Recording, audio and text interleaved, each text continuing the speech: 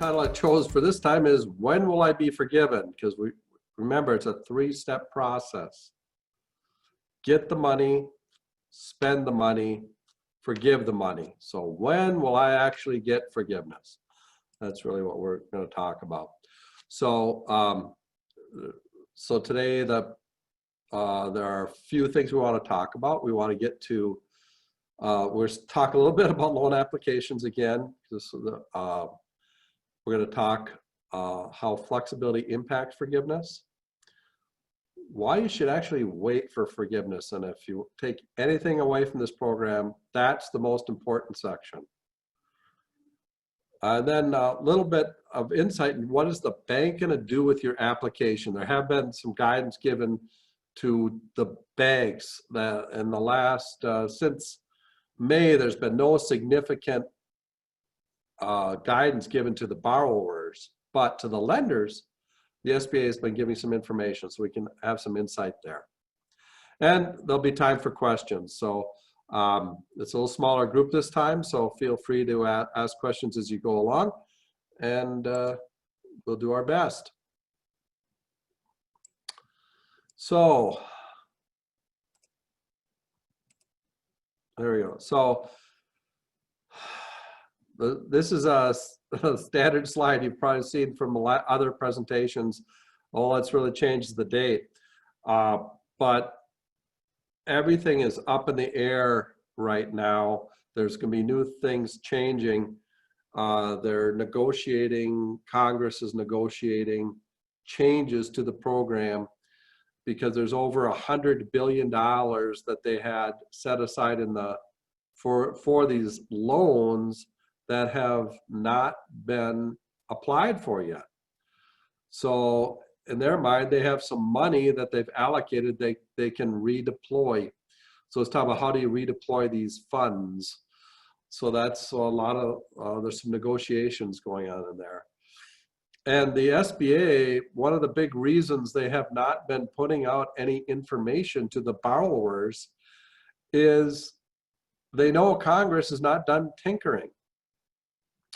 So basically what the SBA has been telling people in the background is once Congress is done tinkering, we will then give you your, then we'll let you know what we're thinking, because they don't want to issue rules that have Congress change things and then reissue and then have them change things further.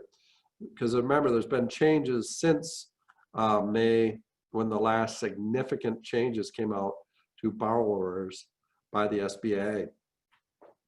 So we're even back in May, they were expecting 30 additional FAQs to be answered at that time.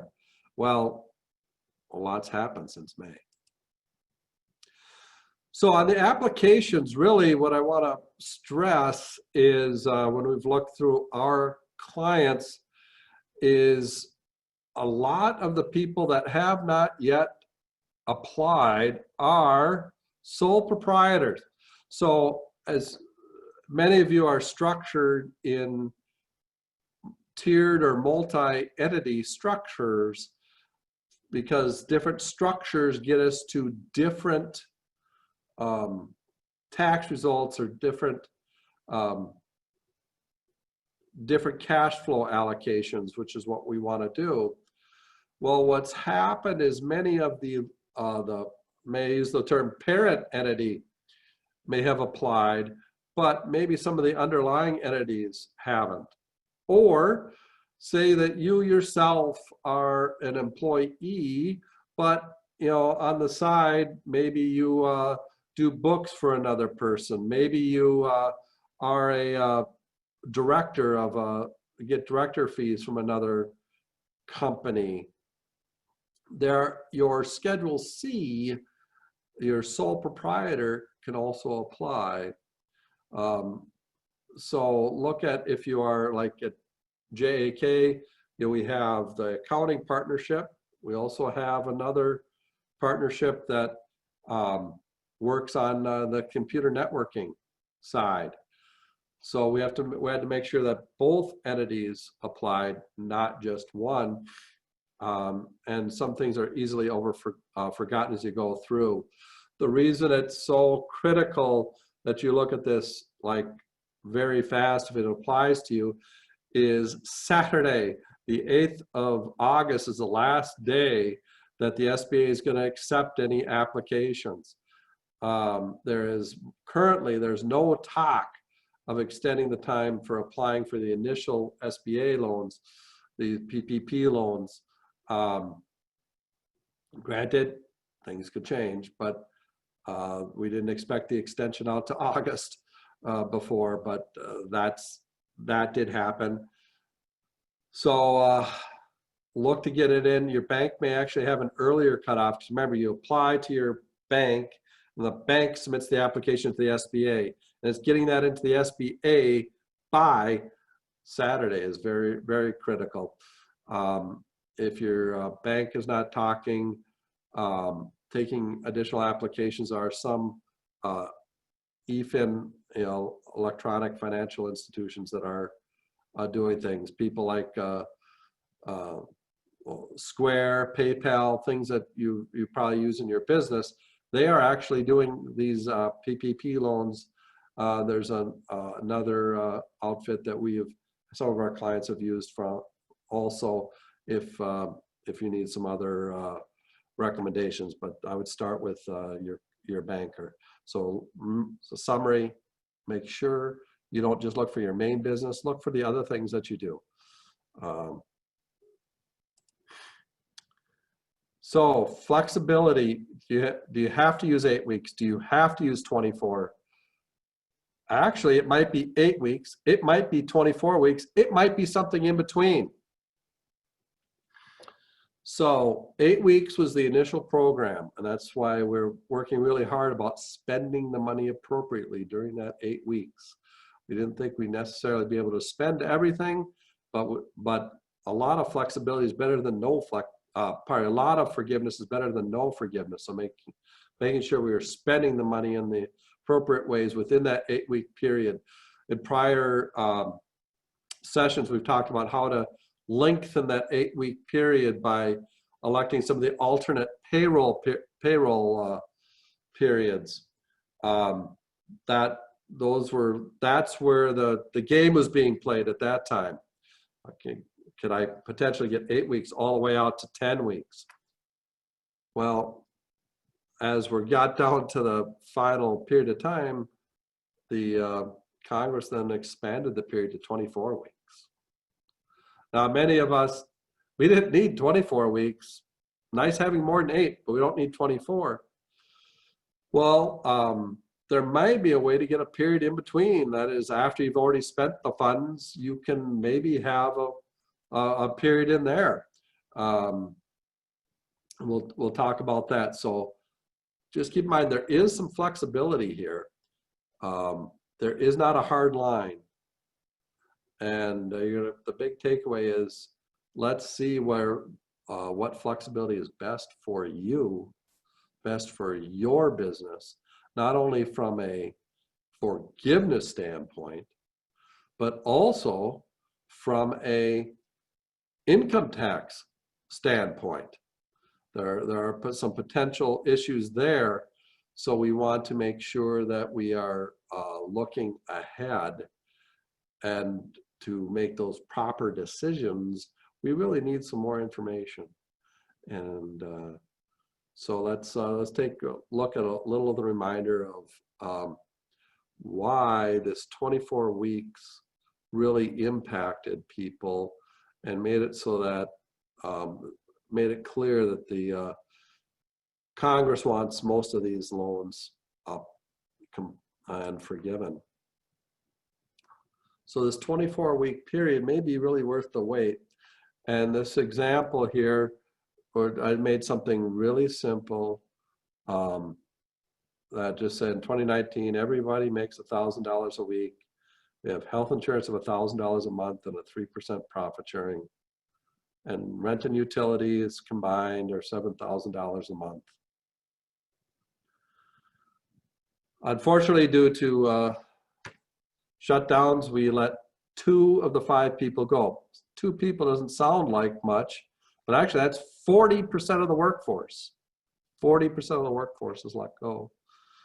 And anybody who stayed got a pay cut of 20%. So normally, if we were just looking at an 8-week period, that would be disaster for us getting full forgiveness. But the 24 weeks would allow you more flexibility. So in this simple example, let's take a look at what the 8-week period. So if there was no change to the period, if you just use the 8 weeks, we have a monthly payroll. So we look at the wages, health insurance, profit sharing, and multiplier. So the 1 month's wages is $21,667.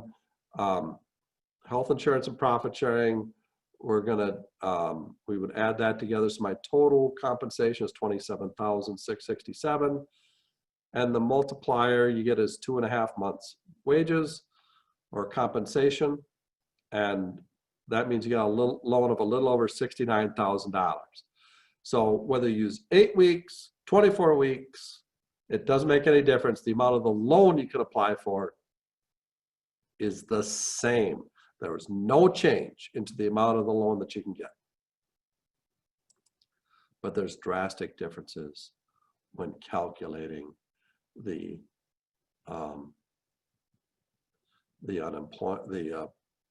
amount you can have forgiven. Because if looking at 8 weeks with 40% fewer people with 20% reduction in wages, wages for anybody remaining, I have a reduction in payroll. I also have a reduction in my full-time equivalents, right? Because I have 3 people instead of 5.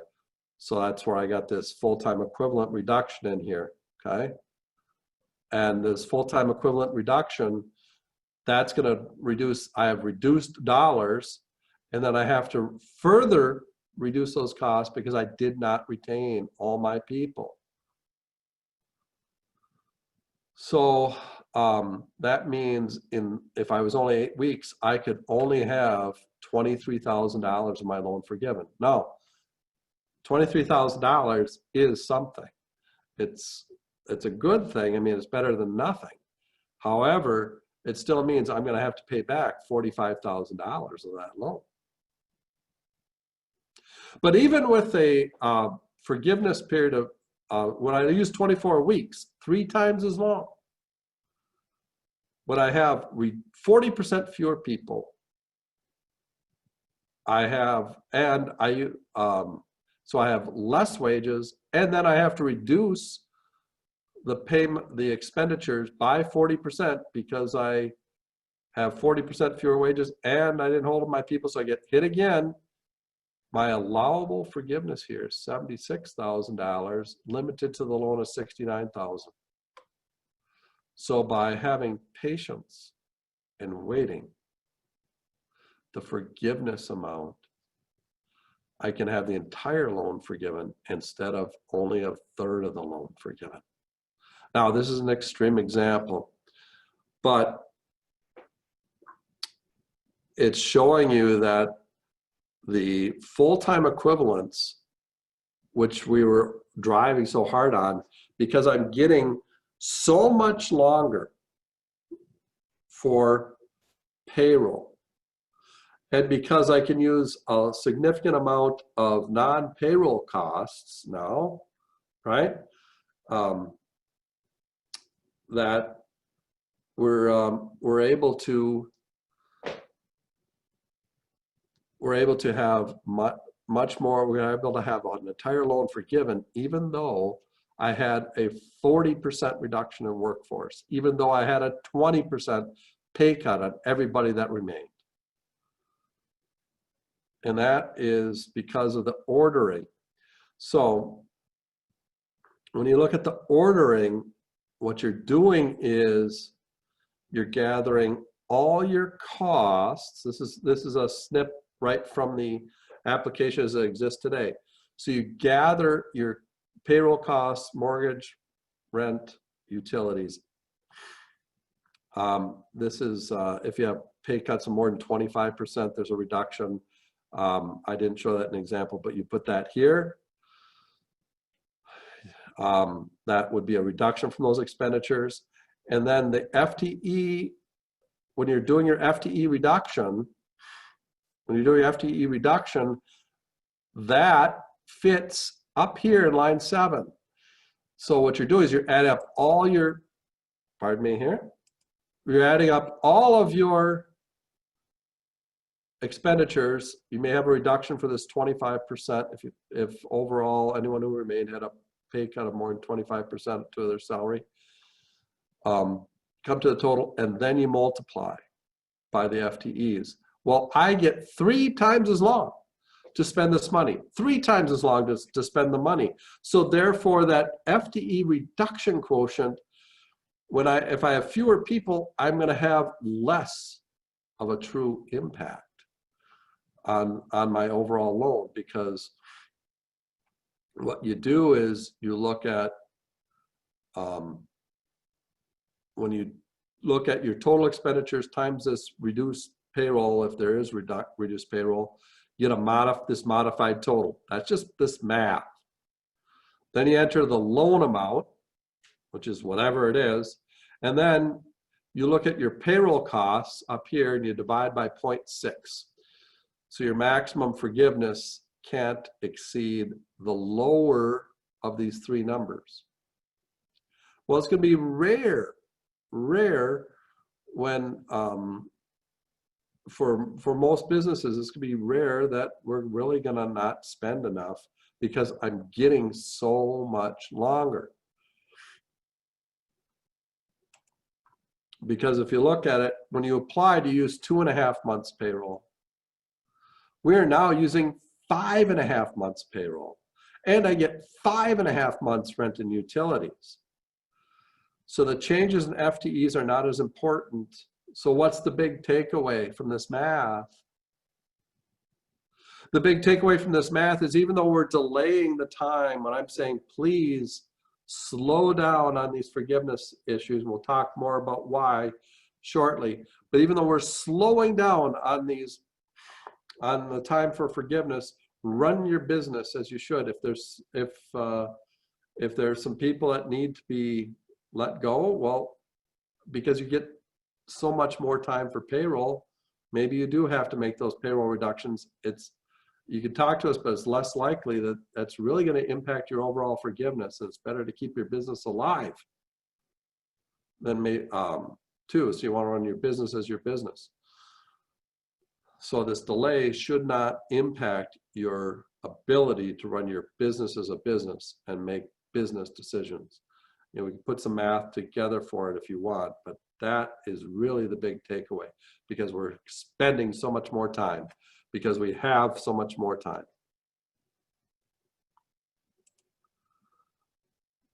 So this is really the crux of this presentation.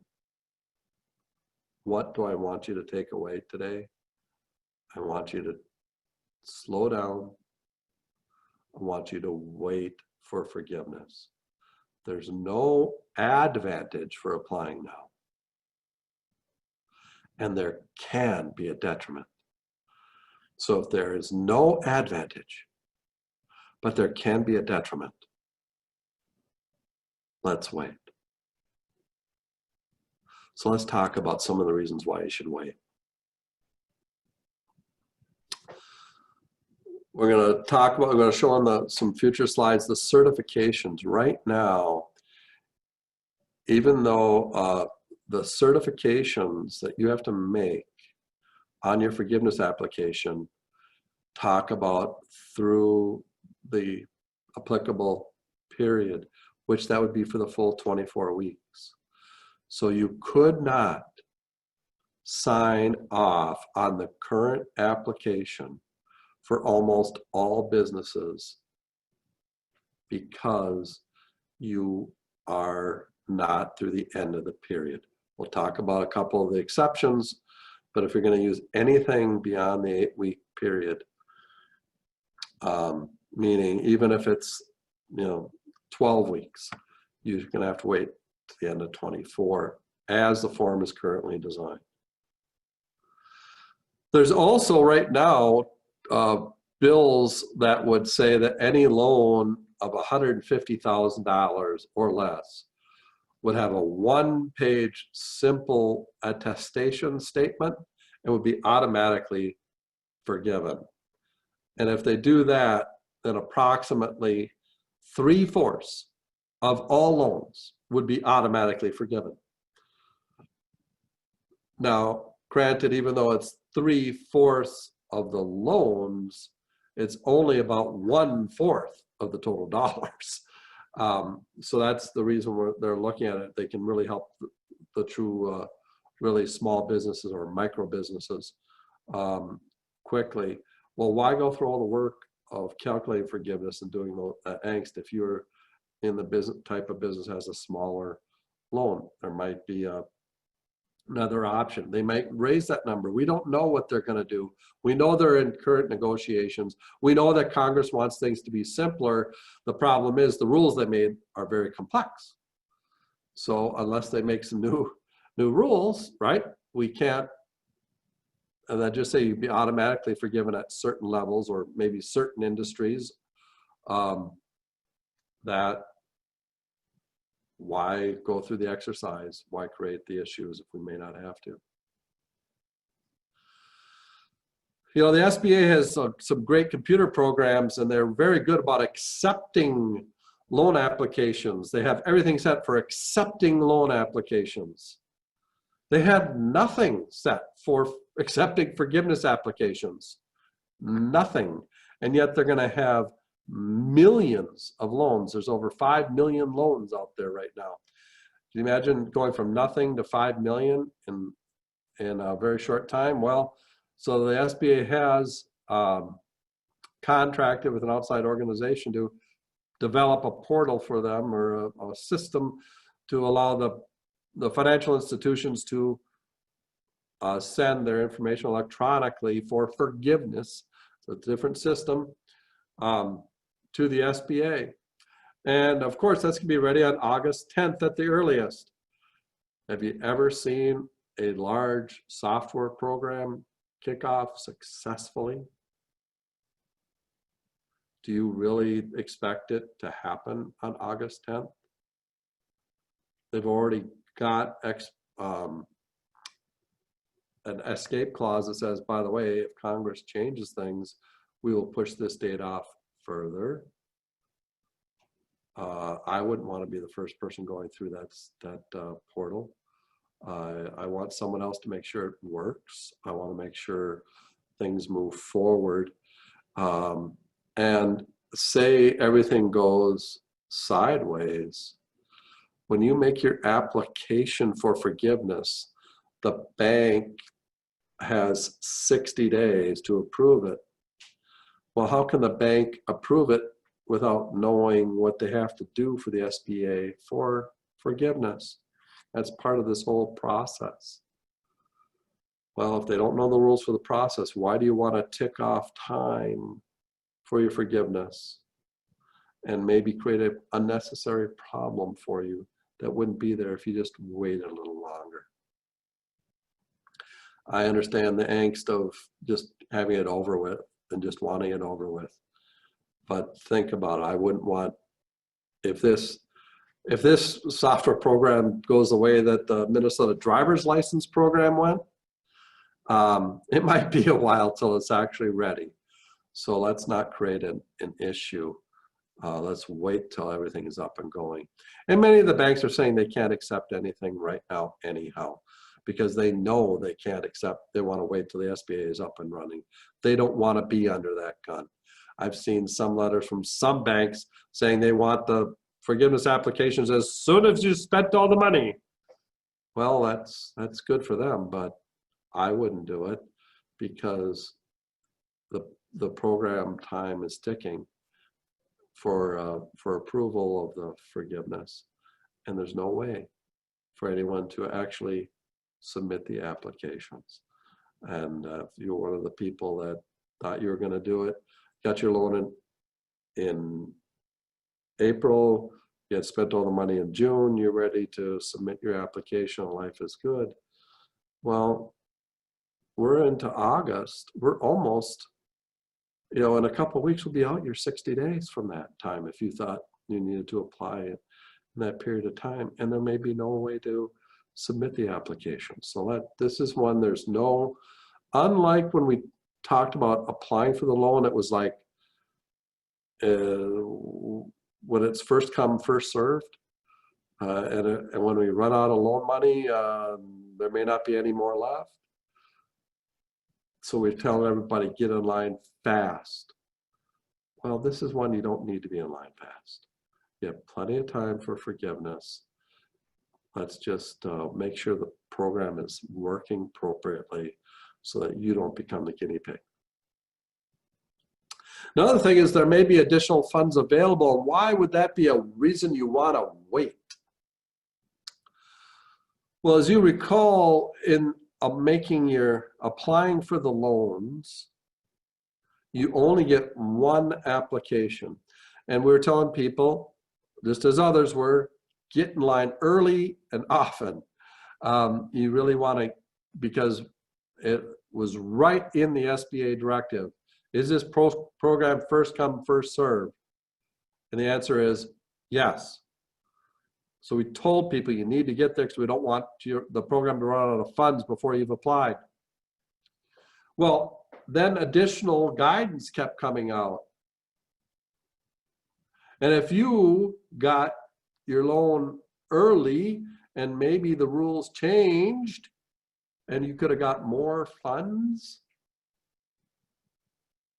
because you already put in an application and you couldn't get the additional dollars. Well, they're talking about potentially only one.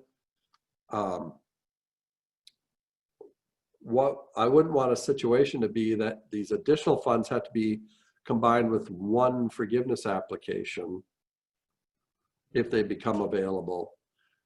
I would want to make sure you could receive the funds, and I'd want them forgiven if they could be combined. We don't know what it's going to look like. It's politics. And politics creates some unusual situations, doesn't it? So we want to watch to see what's happening, because there's $100 billion that hasn't been claimed under the program. So what are they going to do? How are they going to help? There's just like you, I've been reading what's going on. There's they're talking about some special allocations to true small businesses, real micro businesses. Some set-asides for those people. They're talking about set-asides for hospitality and entertainment and restaurants because they were hit pretty hard. We just don't know. If we don't know, let's wait till we know that we can do what's best for you. We do what's best for your company. We have that flexibility by waiting.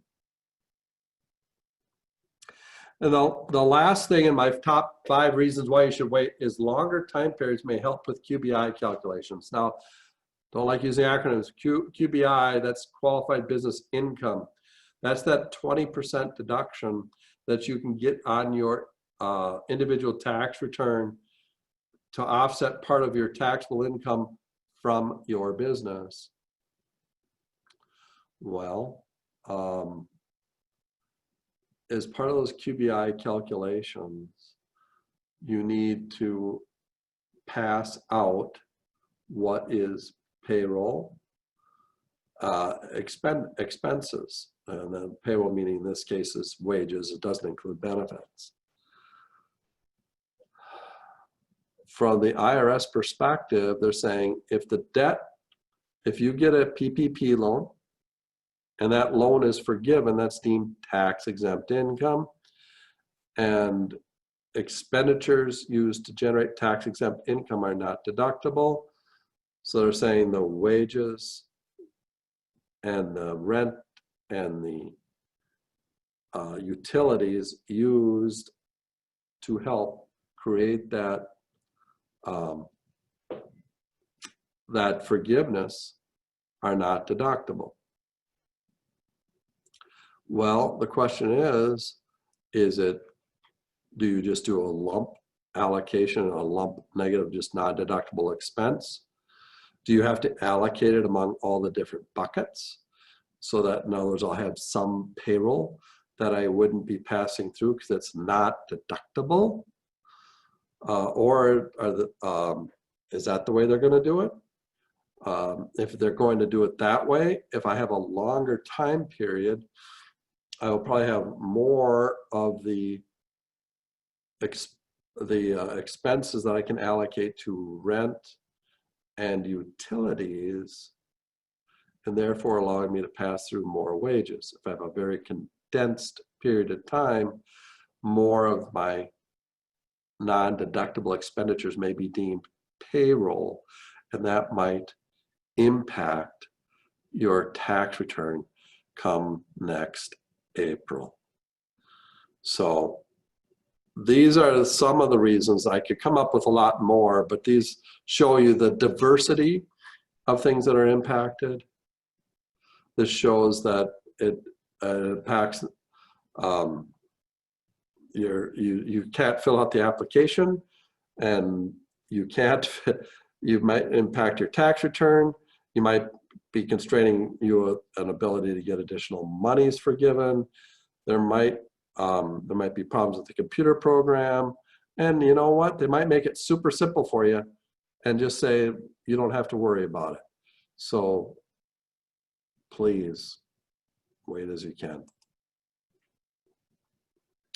So the SBA has said you can apply for forgiveness as soon as you have spent the funds. Good for the SBA. They can say that, but their application does not allow you to do it unless you are using the 8-week period, or unless there was a reduction in full-time equivalents from February 15th to April 26th relative to February 15th. And by the time you applied for the application, you got your employment back up to February 15th levels. That's some pretty tight periods of time. And here are the issues. So this is a snip from the long form forgiveness application, and these are some things that you have to turn in. You have to certify that you meet, there's no reduction in employees from January 1st, 2020 to the end of the covered period. Or you can look at the Safe Harbor 1, but you have to look to the end of the covered period. Reduction in FTE Safe Harbor 2, we'll get there in a second, so that's one that you could do. But then you look at FTEs through the reference period. So how can you get out? You can't make these calculations until you got to the end of the covered period as the form's designed. Now, we can simply get there if all they did is just change it that you can look at these calculations through the covered period or the reference period or the date of application if shorter. That's all they have to do, but it's not written that way. And until it's written that way, you cannot sign off on that. This is the calculation that shows that I talked about. This is one, if you do fit this works. That's, you look at FTEs from 215 to 426. You look at FTEs at 215. And if there was a reduction, if step 1 shows that there was a reduction from the 215 level, if you get it back up, you can get there, because here it looks at and the date the application is submitted. See, that's how you're getting to the cutoff. That's why you can sign this one if that happens. That's the difference. But again, that's going to be reduction, and getting back up to that level. So those people, yeah, you can apply, but not. This just explains it a little clearer, shorter English. And you say, well, Todd, what about the short form certifications? What about the short form? So in the short form, there are 2 certifications. You have to do one of those 2. And both of them, look, have an end of the covered period in them. End of the covered period. That's if you're using more than 8 weeks, that means you have to get all the way to 24 until they tell us otherwise. Again, it's very simple fix for them to get. If they say that you can shorten the covered period to the date of application if you so choose. That's all they have to do. But that's not done. That's probably in the FAQs. I've talked to several bankers about this, and they know it's an issue out there. They're just waiting, okay? They're just waiting. So you can tell I'm really passionate about this, but it is so critical. It's the #1 question we're getting. Why aren't I applying now? Here's why you're not applying now. There's no upside, and there could be a bunch of downsides. So one of the things that did come out in the recently is, remember, they're sending information out to the lenders, and the lenders say, here's they've told the SBA said, here's what the bankers have to do with forgiveness.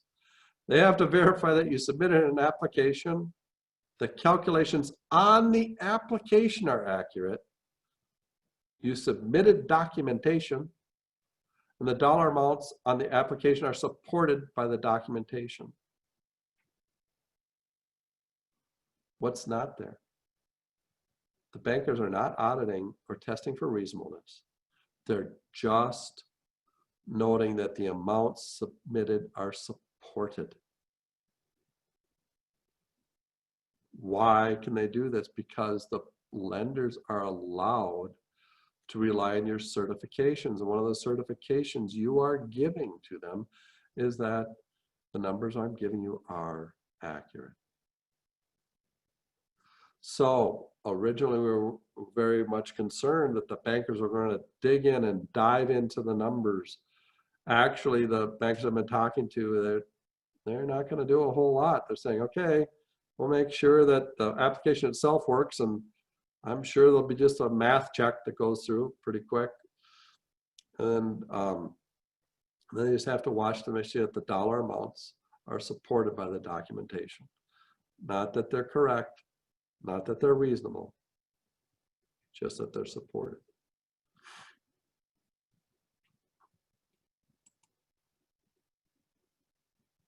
The lenders must also certify to the SBA that that their certification for forgiveness reflects the lender's decision. So the lender decides, yes, it should be forgiven. They send out the SBA, yes, we believe it should be forgiven.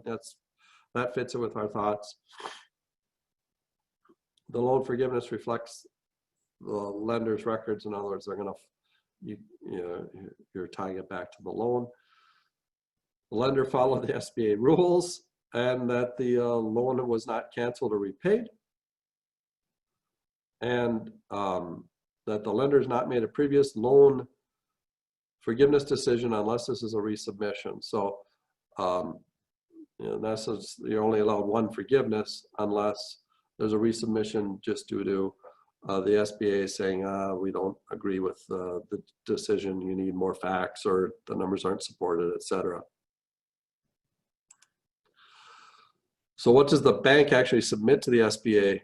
The application and certifications, the schedule, PPP Schedule A, that's on payroll. That's the form that has to go with the long form forgiveness.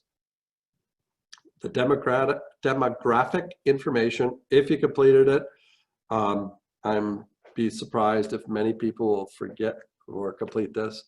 I will tell you, I have no intention of submitting that with ours. Why do extra work if there's no benefit? Notice what's not. Notice this last part, the documentation is only submitted if the SBA requests a review of the loan. So what's happening, all the information you're submitting is gonna go into an electronic desk drawer at the bank. It's not gonna go to the SBA unless the SBA asks for it. Now, they will ask for it automatically for all loans of $2 million or more, right? That's required, as we've talked in the past. But for the ones that are under $2 million, they're only going to look at the documentation if the SBA chooses to do so. So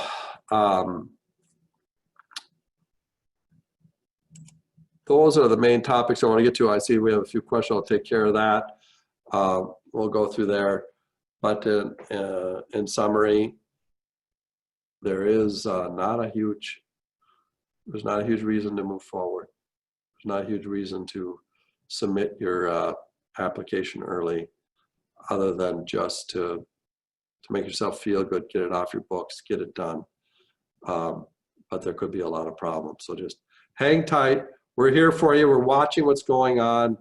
Congress is supposed to go in recess here soon, because then they have to go out and politic till sometime after Labor Day. So once Congress recesses here, I would expect significant activity by the SBA. I would expect them to issue their double top secret FAQs that they've been holding on to for June, July, now part of August. I would expect their program to be up and going. That's the theory. So hopefully in a few weeks we'll be able to follow up with you on talk about where things are at. So let's take a look at a couple of the questions here. Can you tell me what businesses are not required to provide 2 weeks of paid sick time for coronavirus? Kathy, I'll get back to you on that. I'll explain to you. There's some. I will get that. I'll get that square. I'll deal with that offline with you, Kathy. Might be tomorrow afternoon, but I will get back to you. Do we have till the end of our covered period to apply for forgiveness?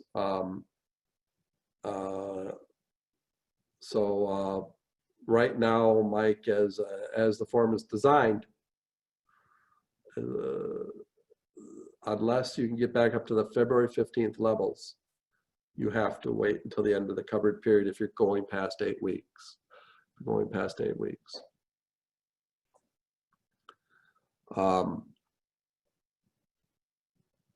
So if you, this is really, so if you, and one of the questions about applying for more, we're going to look at that. That's one of the things. There's two things Congress is somewhat agreeing on right now, as much as anybody that's in a contest can agree. And that is, one is they're coming to some kind of an agreement on additional stimulus checks, the economic impact payments. They don't like calling them stimulus checks, but they're talking about additional payments for that.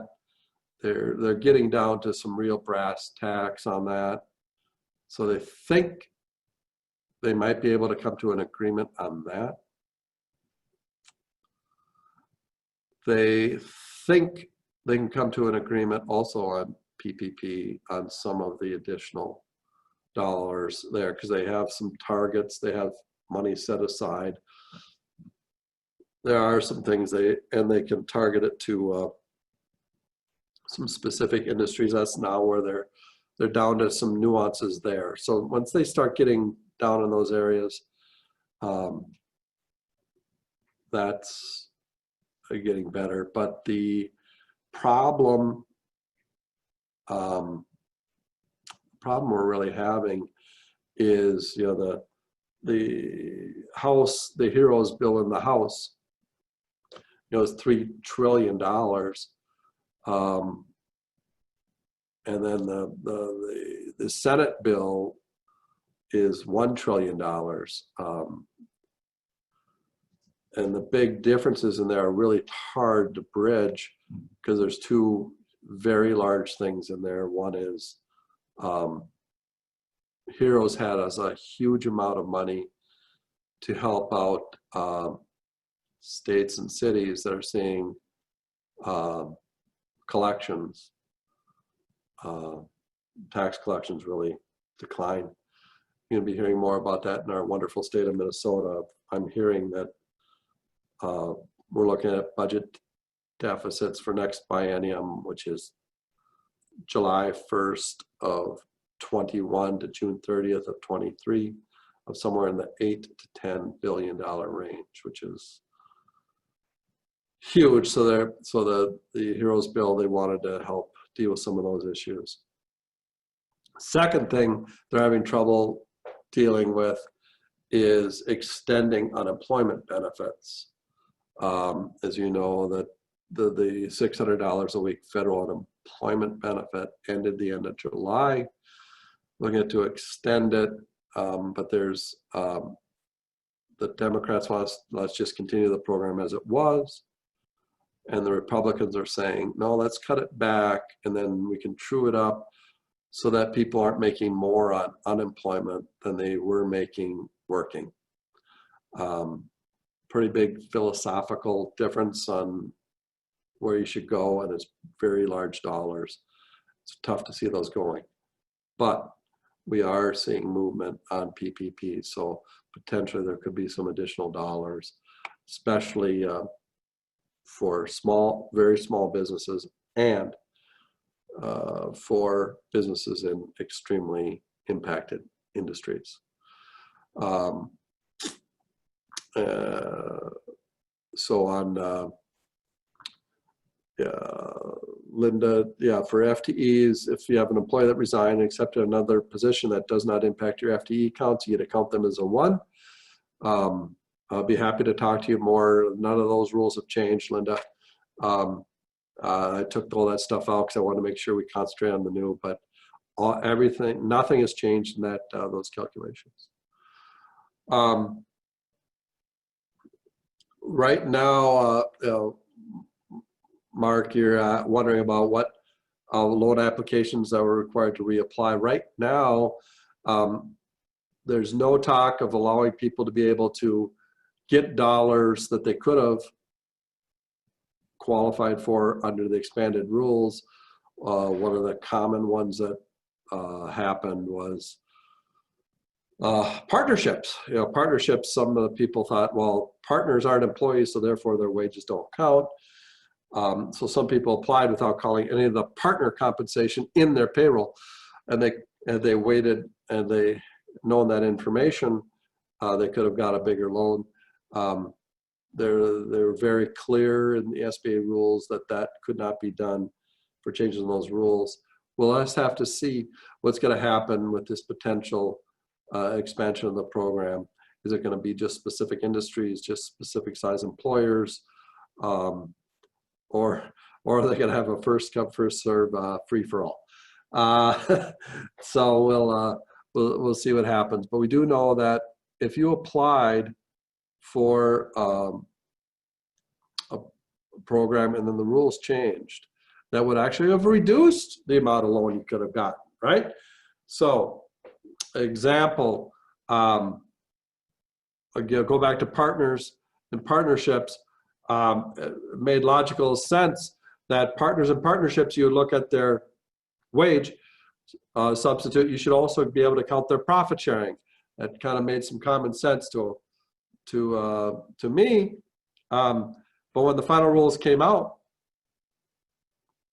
you couldn't count profit sharing. You couldn't count health insurance for partners. But if you applied before that rule came out and you included it and you got quote unquote too much money, you get to keep the too much. And then through this forgiveness process, if you can expend it all, you will get it forgiven, and they can't go back to you because you have to know it's based upon your certifications were based upon the rules at the time. And that's really one of the big takeaways. We want to make sure we're using the rules at the time. The best rules for you, the rules that can help you and your business thrive and survive in these very challenging times. Well, I hope to talk to you soon. It's probably been about 6 weeks since we've done one of these. I would expect something out again the end of August with actually a little more substance to it versus, hey, stop, don't do a whole lot. Make sure you get your last applications in. And it looks like the banks are not going to be digging hard into your numbers. With that, we look forward to talking to you again. Have a great day, and